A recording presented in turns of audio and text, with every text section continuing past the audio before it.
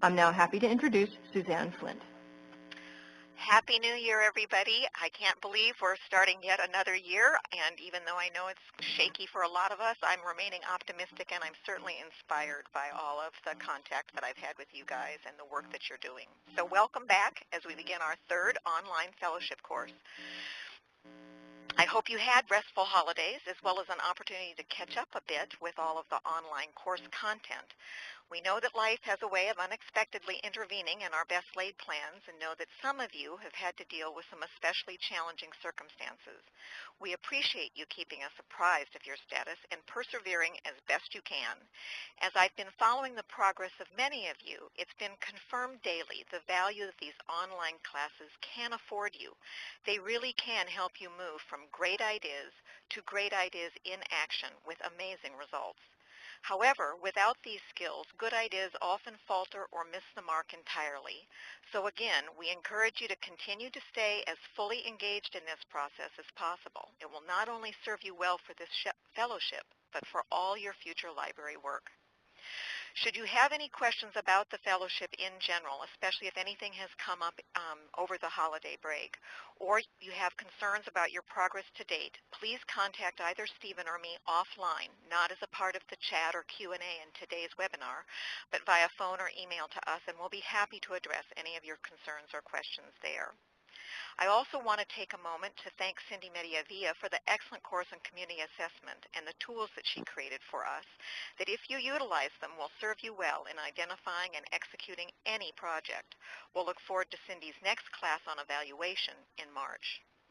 So before I introduce Stephen, remember that Mary Ross and I will be assisting Stephen with this webinar by monitoring both the chat and Q&A. There will be breaks in Stephen's presentation when Mary and I will review the comments posted in chat and the questions posted in Q&A, and Stephen will have an opportunity to respond.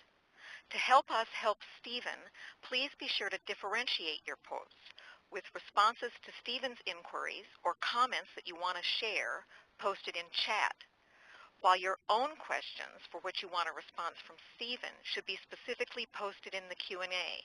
Remember, not everyone will be able to see their questions, but I promise you, I will make sure that all questions get read back to Stephen and he has an opportunity to respond. So as many of you may know, Stephen Ristow has 35 years of experience in the human service sector as an executive, senior manager, consultant, trainer, and clinician, all capacities in which partnerships and collaborations were essential to his success. His recent work, Purpose Work, has focused on expanding connections between nonprofits and midlife adults ages 50 plus. He sees great opportunities for library partnerships that will serve the community and help individuals find greater meaning and purpose in their lives. Stephen? Thanks, Suzanne, and Happy New Year, everyone. It's great to be with you again, and it's been just a joy to read your posts on the online course as you've engaged in the Partnerships and Collaboration course. For the next 45 minutes or so, I'll be walking you through some concepts about partnerships based on my experience working in nonprofit, public, and private sector settings. We will do some review about collaboration. We will describe and discuss examples of TLA 50 innovation through library partnerships. I'll share some research on organizational adaptability and resilience, especially the concepts of external focus and network connectedness. And finally, I'll leave you with a tool to gauge your own library's readiness for collaboration. But to start, I'd like to recognize the great wisdom we have in this room. I've read your course posts and have been so impressed by the experience and insights you have with partnerships. Here's just a few examples from the posts. Partnerships help me stretch the programming for our community. It seems like every library transaction is related to some kind of overall partnership. I hope to find a niche for the library to partner with some of the many community organizations. We need to be a strong presence in the community. I have been actively building connections with these groups to better position the library in the community. The organizations that I've developed relationships with have a vested interest in programming for the midlife adult. I have discovered through this process that compromise, upfront agreements, and a good sense of humor are essential in working with community partners.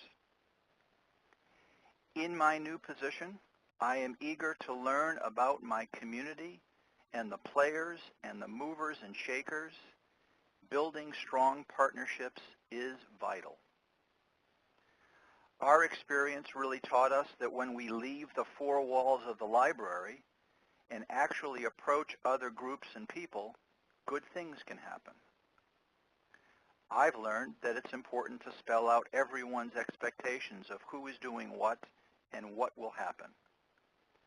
And finally, I have found that by giving staff or volunteers more independence to make decisions, things progress more quickly. And the more I show partners that I aim to learn from them, they seem to offer even more. This is remarkable wisdom based in experience, and I urge you to continue sharing it with your colleagues. For those of you who are just getting started with this collaboration stuff or even just logging on to the course, rely on these wise fellows among you. Let us be a model of the kind of collaborative efforts we're talking about in this course by recognizing the assets that all of us bring to the table.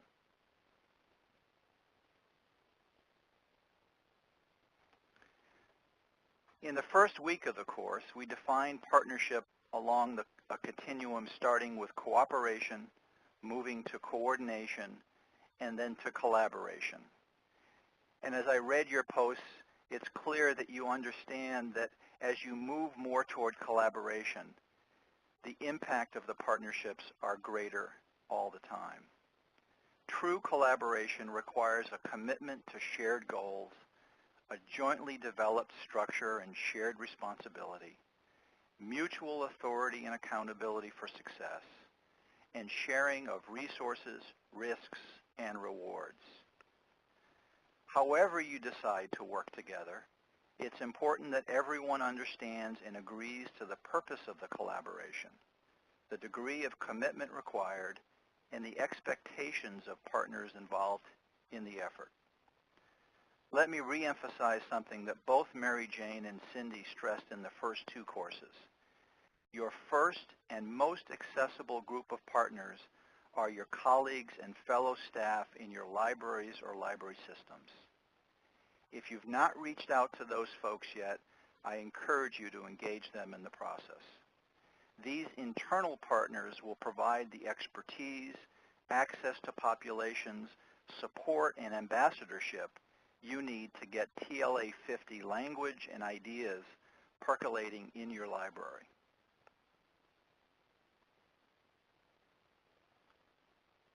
As you may have read in the first week content, I see endless possibilities in partnerships. Sometimes our best partners are those under our noses, and we don't even see them. And other times, our partners are outside our areas of comfort and familiarity. Every partnership is hard work.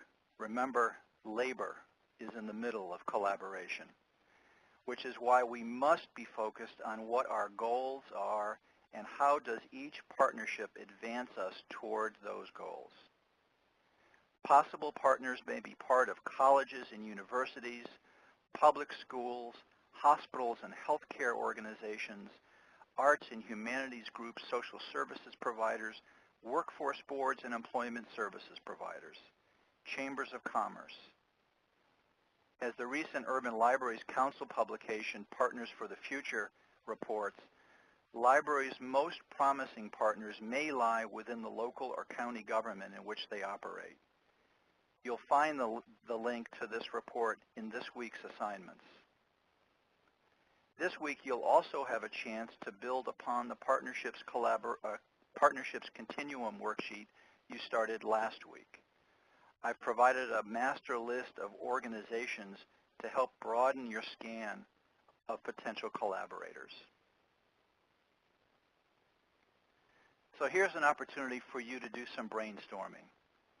What additional specific groups or types of organizations might be partners in your TLA 50 efforts? Which ones aren't listed in the previous slide that you're thinking about partnering with?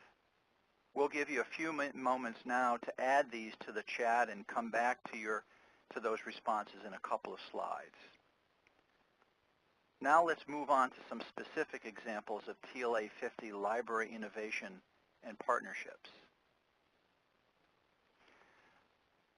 From its inception, Discovering What's Next has been a collaboration of individuals and community organizations. It was started by a group of committed individuals, several of whom had experienced job loss in the post-2001 recession. They were seeking a sense of community and connection to share and validate their experience and to support the development of ideas that lead to action for both individual and community benefit. This group of people approached the Newton Free Library. Newton, for those of you who aren't familiar, is just outside of Boston. They approached the Newton Free Library about using space to offer programs. Eventually, the library offered a home to DWN, but as DWN's space needs grew and their geography broadened, they moved to other locations and retain a strong relationship with the library as well as other libraries in neighboring communities. And the library has a local resource that they can refer community members to. Now, one of DWN's greatest innovations is the creation of the DWN Hub and Transition Navigator program. The DWN Hub is a clearinghouse of information, direction, and connection for those making the journey to or transition through retirement. Shelves are filled with books, periodicals, pamphlets, brochures, loose leaf binders. Hub computers provide access to relevant online resources and databases. The Hub is staffed approximately 20 hours a week by transition navigators, a team of volunteers who help visitors figure out what they want and need, then identify how those needs can be met. Transition navigators also provide information, evaluation, and recommendations about community resources. I encourage you to find out more at discoveringwhatsnext.com.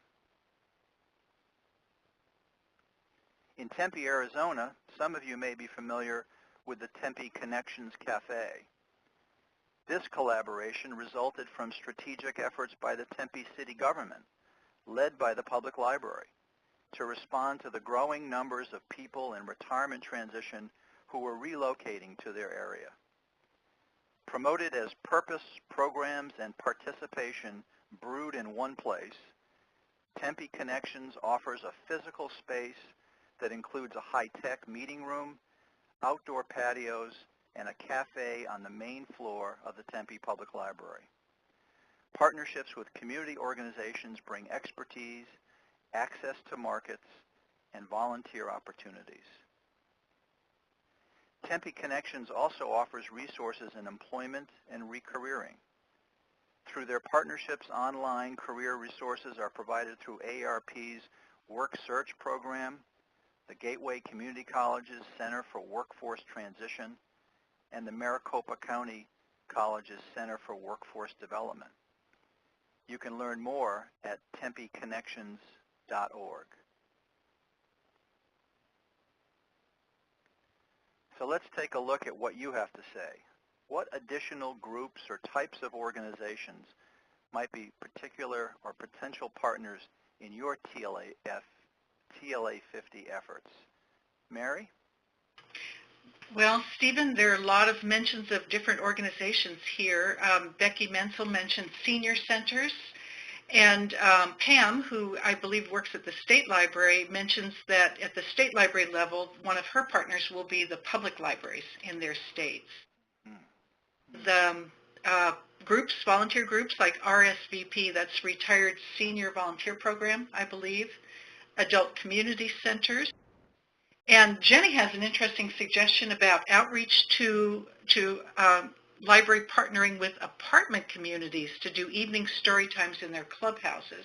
Great suggestion. Dale mentions Not-for-Profit Society of Financial Advisors, museums, along with the colleges that you mentioned, but museums also. And Rosalita has a really interesting idea about local restaurants that provide free Wi-Fi, community colleges, adult education, senior centers, hospitals, animal shelters, or rescue organizations. That was posted by Christine. WorkSource, the local employment department, one-stop centers, etc. Oh, and along the theme of your colleagues, Dale mentions other library systems as being potential partners. Jeff mentions public access cable. Alan mentions disability service nonprofit organizations such as Center for Accessible Technology. Economic development councils. Oh, and an interesting idea from Diane about therapy dog teams and mentors. And I know there's some questions. Oh, and before Suzanne mentions questions, Sally posted a question here in the chat saying that she looked into AARP, but there isn't a local office. And do you have any ideas about another organization like AARP? Let me address that one first. I think every state has a state office for AARP, and so I'm not sure if there's someone who's available locally, but there should be a state resource for AARP, and then they have a number of online resources that can be of great use. So I know, for example, the tax aid program is a national program, and a number of libraries partner with AARP around that. This new work search service, or relatively new, is one that really does target people 50 to 65 who are in employment transition looking for new careers. And so if there's a further nuance to that, let me know, because I'd be willing to help you make that connection. The other observation I'd make, Mary, all of these places or partners represent places where you can find baby boomers and others who are 50 and older. And so you're so right to be targeting those places where you can have access to that population. What I'd also encourage you to think about is to make sure that the populations that the organizations that you're partnering with have the same interest in serving midlife adults as you do. A number of senior organizations like Senior Corps or senior centers, even some RSVPs, have begun to rebrand themselves so that they're more relevant to people who are 50 and older. Most folks, I think I may have shared this story at the Institute, my 82-year-old mother who goes to the senior center refuses to call herself a senior. And it's even more extreme for those of us who are 50 and 60 in terms of not seeing ourselves necessarily as senior. But the other thing to keep in mind, and I know Carla will get at this in her in the next online course around volunteer engagement, is if you're particularly interested in serving populations that are older or are homebound or are disabled, be thinking about partnerships with younger midlife adults who may be resources to help you better serve those organizations, to do outreach to nursing homes, to do outreach to to senior centers, to be able to do delivery to the homebound. There are a number of services to reach marginalized populations where the resource of midlife adults can be used to execute that. It's along the same lines as the Discovering What's Next, utilizing skilled volunteers to staff their transition navigator positions. And they have a large group of highly skilled people who are providing that service, very professional level service, utilizing the volunteer talents of their community. Suzanne, did you have anything to add? No, and there aren't any questions at the moment. Okay, good. Well, then let's move on. And I want to continue to talk about some innovation and partnerships around Transforming Life After 50 initiatives. You heard a little bit about Life by Design Northwest at the Portland Institute. Life by Design is another public-private partnership. The Multnomah County Library is a charter member of this collaboration that is led by the community college and includes Hands-On Greater Portland, the local volunteer chapter, and a major utility, Northwest Natural, that was interested in having resources for its pre-retirees. This initiative has received significant funding from Atlantic Philanthropies. Sad to say, Atlantic has stopped funding these kinds of initiatives. But over the last 5 years, they've received significant funds from Atlantic and from some other local foundations. Jane Salisbury, who joined us at the Portland Institute and will be offering the final course in this fellowship, has led the Multnomah County Library in this very successful partnership. Among their innovative partnerships has been a Books to Action series with Hands-On Greater Portland and a Spirituality and Aging series that utilize pro bono expertise to design and deliver programs. This program we talked a bit about at the Institute, and it was very well attended.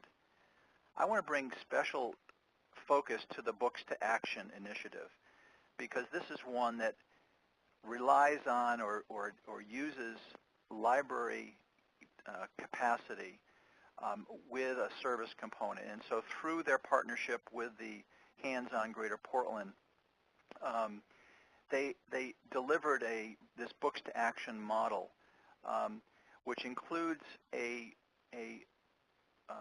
book discussion component along with a service component.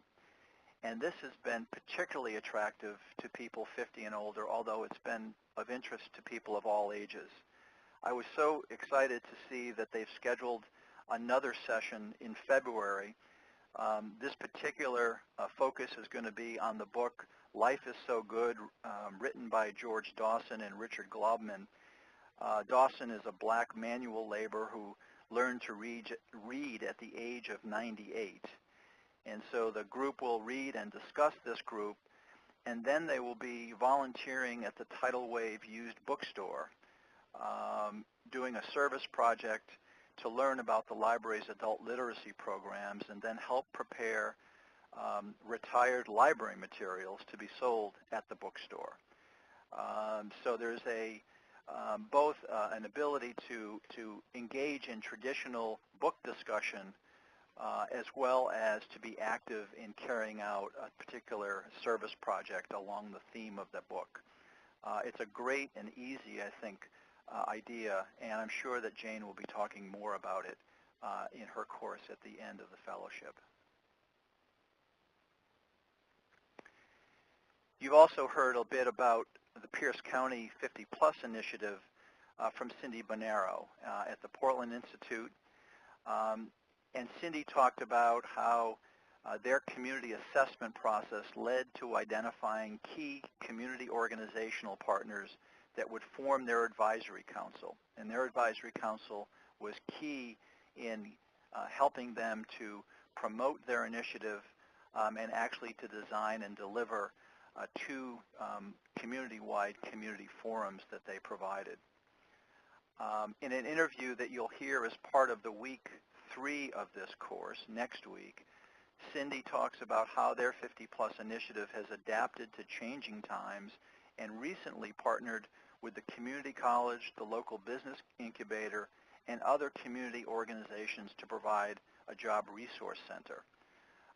And I think what Cindy's story underscores is how our organizations need to continue to adapt to the changing environment.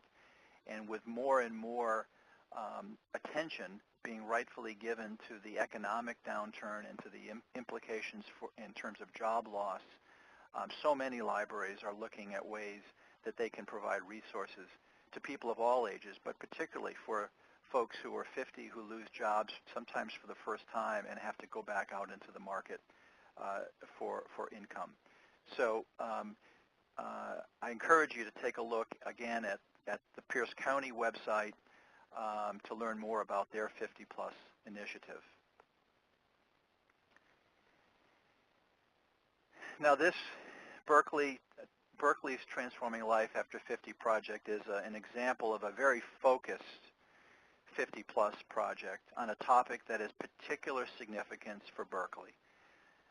Alan Byrne, who is participating in this fellowship, was part of the project team that partnered with the Center for Digital Storytelling to create first-person narratives about the social, political, and personal aspects of Berkeley's voluntary school desegregation. Alan can tell you a lot more about the powerful healing effects this project had for the participants and the community at large. And please check out these narratives, these stories on the YouTube site. They are really wonderful. They're very inspiring and give you a real taste of just what an impact this project had. All of these are strong examples of TLA 50 innovation through partnerships and collaboration. I encourage you to investigate all of them further on their websites. Right about now, some of you may be thinking, wow, how would my library, how do I start something like these projects? And you may even be thinking, I could never, or we could never do this. All of these examples started with people like you going through a learning experience similar to what you are going through in this fellowship. All included a process of engaging with the community in assessing needs and identifying assets and potential partners. All of these designed strategies that made sense for their community and adapted those strategies as community conditions and resources changed. And all of them demonstrated what Carl Sussman calls the keys to adaptive and resilient organizations. They have external focus, network connectedness, inquisitiveness, and a commitment to innovation. The first two, external focus and network connectedness, have much to do with the capacity for partnerships and collaborations. Let's take a closer look. In the best scenarios, community organizations that are externally focused see themselves as interdependent with their environment, part of an integrated whole. They understand their own assets and capacities, but also seek to combine those with the assets and capacities that others have in the community to leverage an even bigger impact. And this approach is embodied in every person in the organization. Everyone, whether library director, branch manager, bookshelver, or circ desk staff, everyone is expected to carry this outward orientation to engage the community. As a former close colleague of mine in the nonprofit family service world said, I talk to employees about the importance of blurring our boundaries. This is a time of pinnacle collaboration. It's more than collaboration. There are opportunities for real partnerships where you bring together assets that each has and you make a new whole. It's really integrating service delivery.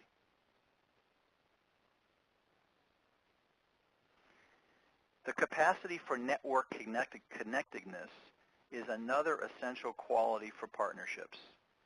Your library will achieve its highest level of organizational performance when it does what it does best, and when, either by conscious strategic alliance or the combination of independent efforts, it creates system-level effects consistent with your mission that would be impossible alone.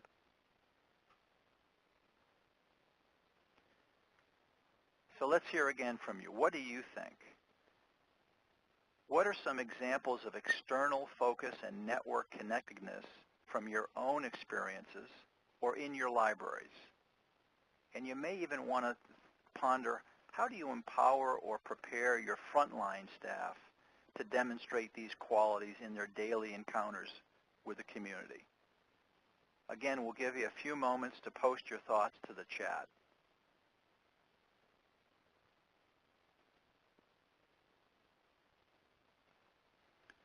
One of the best quotes I've heard about partnerships is from Thomas McLaughlin, who says the bulk of innovation today will be toward greater collaboration between nonprofit organizations and all others carrying out similar missions.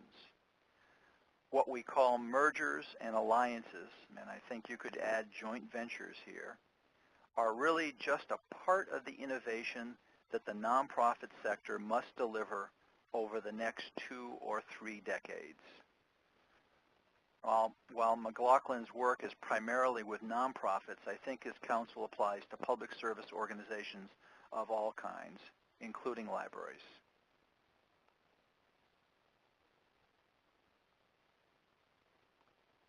So let's take a look at what you have to say. What about examples of external focus and network connectedness? Stephen, I think people are still pondering that because I've seen one comment posted so far. But while they're doing that, I think I'm going to go back to something that Sharon Ballard posted a little earlier in response to your question about other potential community partners and collaborators. And she mentioned a local TV station that just launched a community conversation blog. And that local media is definitely a potential partner as well.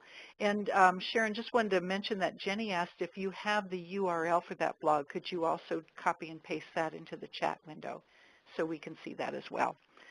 Now I'm going to go ahead. I would encourage you to post it to the forum on the Ning community. I've been posting a number of things that have been coming out in the media, particularly around the leading edge of the boomers turning 65 on January 1st, and what are the numbers, 7,000 to 10,000 a day who will be turning 65 over the course of this year, or over the next several years.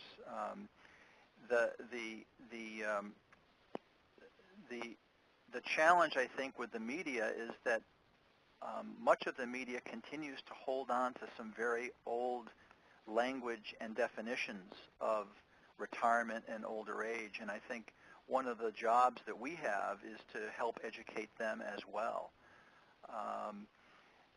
Those media outlets, television, radio, newsprint, and certainly the online medium, who are embracing some of this new language, new definitions, I think are great partners. But you're also in a position in your communities to begin to educate them, and it's one of the reasons that I put up some of those articles that have been in the media, particularly the print media, in the forum in Ning, because I think that these are conversations that are grist or topics that are grist for conversations in your communities, and it raises at least some awareness about that this is a different stage of life than perhaps previous generations have had at age 60 or 65, and it's very diverse, and so you have a chance really to begin to engage people in defining what their life experience is at this age and stage. Mary? Okay, well that was all the time. We did need just to give a little more time because the responses to this are a little more thought-provoking on network connectedness. And yeah. Rosalita says that an example is learning to say, yes, we can, instead of, oh, no, we don't or can't do that. Yeah. Diane mentions moving program sites to outside the library, to wildlife centers, dog parks, local theaters, et cetera, to give the libraries a non-institutional identity. Paige mentions that a major motivator for the outward focus of her library is the fact that everyone is a potential funder. Jennifer mentions bringing the library collection into the greater community, for example, sending books to the senior center to be checked out on the honor system. Barbara reminds us that we need to be aware of why the library is there, to be of service to the community. And Suzanne, who's in Whatcom County, mentions that community colleges, universities, and libraries there are moving towards offering a one-card option that works at all organizations. Alan mentions doing tech training on libraries' digital resources externally to the library itself, which I assume, yeah, Alan, you may want to clarify this, but you mean off-site, another location, in locations other than the library, doing that tech training. And Sally mentions working with local organizations like the American Association of University Women, local community college. These have been mutually beneficial to their fulfilling their missions. That gets back to that shared goals and mutual benefits. And as a city-based library system, just looking outward to the city administration and staff has also been really beneficial. Jenny mentions that they feel pressure to prove to the government that the library is a valuable amenity, and that has resulted in a strong focus on encouraging patron feedback. Classes, Mary Wise mentions classes outside the library for state organizations like Department of Human Services and various job-related departments. And Sharon mentions the relationship between the city leadership and her library. And they have accomplished that by better communication and by being involved with the city and their activities. And yes, thank you, Alan's clarifying that tech training is off-site at another organization's computer lab. Yeah. And thanks to Sharon, she's posted the URL for that conversation blog from the local TV station. Terrific. Thanks. All great ideas. And you know, someone posted on the Moodle, I don't know for what week it was, but I was just reading it this morning, again about how this process has helped to identify who those key kind of internal champions will be, the people that are going to help to get the word out, to begin to disseminate some of the ideas of transforming life after 50 and actually begin to make this a reality for the library. So the network connectedness obviously is an internal network as well. How do you begin to spread the word internally? This can be a challenge for folks whose personalities are such that, you know, they like to kind of stay within themselves or within their own you know, internal thought process and don't see themselves as all that kind of outgoing. And so it does press people, I think, to be mindful that there are opportunities to not only meet individuals, but individuals can open up doors to certain organizations. And so while I think that this kind of standard of expectation of staff to be mindful of those opportunities should exist, I think it's also important to understand that some of us are just more naturally outgoing and gregarious and interested in meeting people, and like me, see a partner in every person who walks down the street. And there are others who are, you know, are a little bit more focused and may not have as wide a view of what's possible or that much confidence. And so it's a matter of identifying where people's strengths are and have them contribute in this way as much as they possibly can.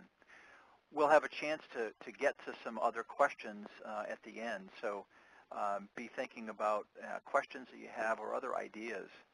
I see real quickly here that Linda talks about a partnership with the Chamber of Commerce, and a number of you have identified business partnerships as being critical. I told a story of one library director in Kentucky who came back from the Lifelong Access Institute and was a regular participant in her local Chamber of Commerce and shared some of what she learned at that institute.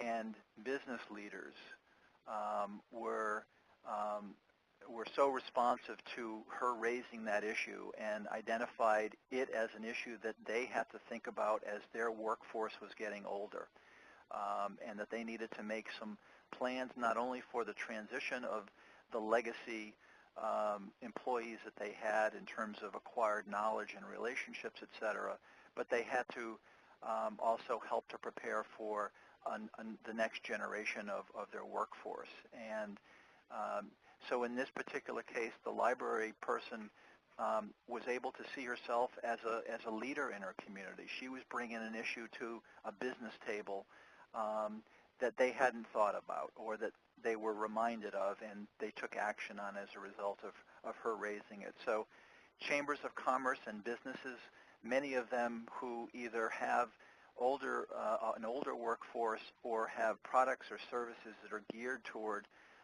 this segment of the population, are also in the midst of talking about these issues, and so they would be great partners because there would be some shared interests, some shared commitment to this population.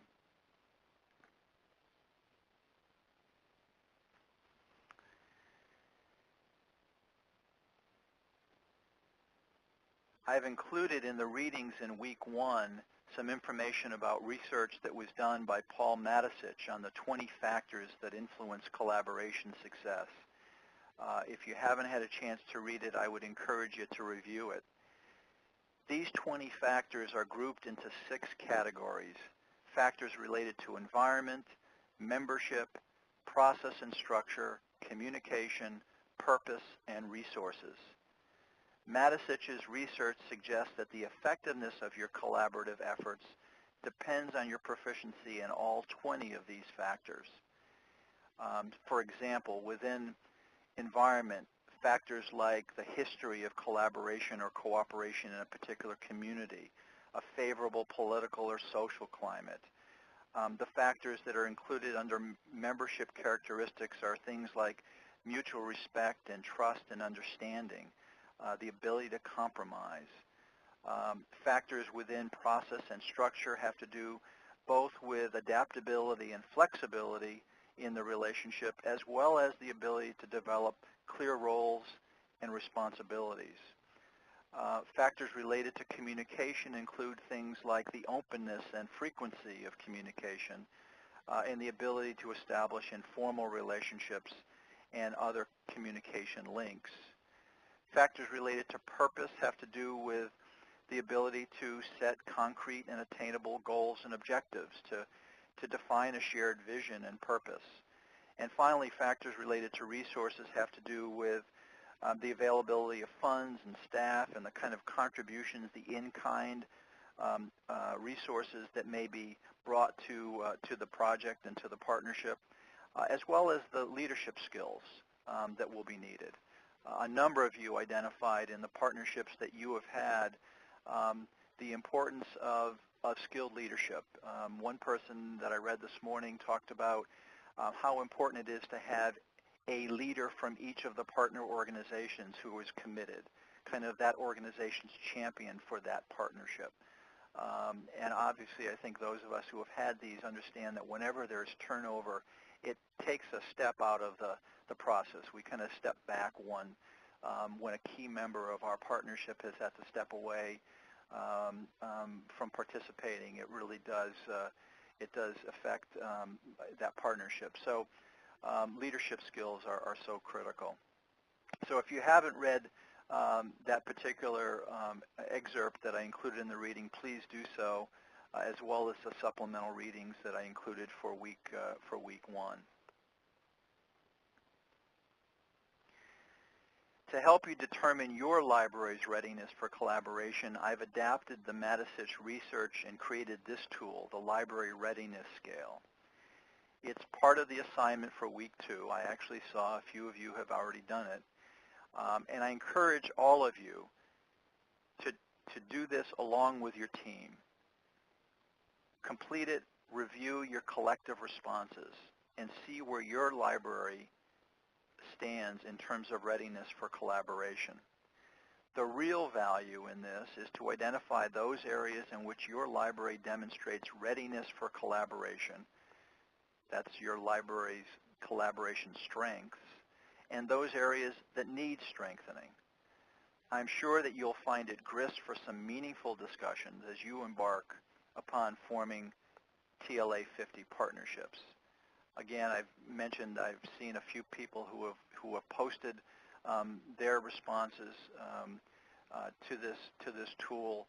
I do think it's kind of a useful instrument for people across your organization to take, because you may find that people will have very different perspectives on it, and it also might identify one or more of these 6 core areas that Matisich talks about that needs to be strengthened, that you need to do a little bit more work on, whether that is on the leadership end or the ability for open and trusting conversations and communications, or the ability even just to focus in on a particular goal or shared purpose. It's I think, a useful tool to do some of that, examination. Okay, so Mary, we've come to the end where we've got a chance now to answer any general questions that people may have, or if there are additional comments about the ideas of network connectedness and external focus. So I'll start with you, Mary, and then let Suzanne jump in as well. Okay, and I'm going to ask for maybe to move to Suzanne so we can take a few more minutes. A few people did not realize that if they send their chat messages to anyone other than all participants, like if they send to all attendees, that we're not able to see those. So if you did send a chat message and you sent it to all attendees, we're not ignoring it, we just are not able to see it. So if you could copy and paste it back into the chat window, that would be very, very helpful. In the interim, I'll pick up a couple more messages that have been posted. Sharon Ballard says she would be interested in hearing more about this Business Resource Center on the class forum. Okay. You want to comment on that, Steve? Yeah, well, and I'm assuming that this is the resource center that Cindy Bonero is involved with up in the Tacoma area, and there is a recorded interview that is in the third week where she talks a little bit more about that. But I will also try to post some links and further information about that Business Resource Center. It strikes me, because this is such a common interest these days, that maybe another thing that I can do is pull together a collection of a variety of these kinds of partnerships around workforce issues or business development issues through some of these projects. So why don't I also try to do a list of some web links from various initiatives. I'm thinking right now of the one in Tempe as another example of some work that's been going on in the Arizona area. Okay, and also just wanted to make my apologies if I have missed anyone's chat message, if I missed it in the scrolling that's been going on, but they're just copy and paste it again if I've missed it, because we do have time for Stephen to address it. And Colleen says, our Chamber of Commerce and Utilities company partnered together and funded a business resource center in their library that included books and computers for library users. Thanks, Colleen, for posting that. Yeah. And again, I think that I just got a note here from Pam Jaskett from the State Library in North Carolina saying that she has some links for workforce programs in North Carolina. I would encourage all of us to post those in the forum discussions on the Moodle so that they can be resources. And what I will do is pull that and then also put them on the Ning so that they're available there for not only for yourself but for some of your colleagues if they go to the Ning site. So we'll try to develop a resource list of the kinds of organizations that are offering those kinds of services. So much of this is being done online now, so it is pretty accessible. Any other comments? Suzanne, do you see anything? No, there aren't any specific questions at this time. Okay. I have some of my own, but I'm going to save them for later. Okay. Okay. Well, I think that brings us to the end. Again, I want to thank you for your participation in today's webinar as well as in this course. I want to encourage you to remain active in your participation in the course and remind you again that as we collaborate together, each of you are a resource to one another. every time I go back and look at what has been posted since the last time I went, I have a chance to review things that were said before. And as I thought about if I was a student in this class, I might just put my post once and not return to it. And if you do that, then you miss any that come after you. And so I would encourage you to revisit some of the posts, whether it's getting to know you that's right at the beginning or each of the forum posts for the assignments for each of the weeks. I think you will really get a sense of the kind of experience that exists right in this space. And so each of you can be a resource for one another. What I will try to do is cull and pull some major themes and resources and put those in one place so that and then bring attention to them so that you can be reminded that that's where they exist. But certainly continue to explore the experience that each of you have with this. And just a final plug for the work that the Berkeley Library did with Alan Byrne in our midst. He's a great person to ask more about that. Check out those videos. They're really pretty special. Suzanne, I think that's it for me. Okay, well, thanks, Stephen, for an inspiring presentation, and we're going to look forward to following the related activities and conversations back in Moodle. The one thing I'm particularly interested in hearing, because I can't agree more with Stephen about all the expertise that you all have among you, and that is to hear more about how you've all overcome some of the hurdles to partnering, because clearly there are. So I'd be curious to hear back in Moodle what some of you have done to surmount those challenges. So thanks, everyone, for your participation, and we'll look forward to our next webinar with Carla Lane on February 24th, and lots of continued conversations in the Moodle. So take care and have a great day.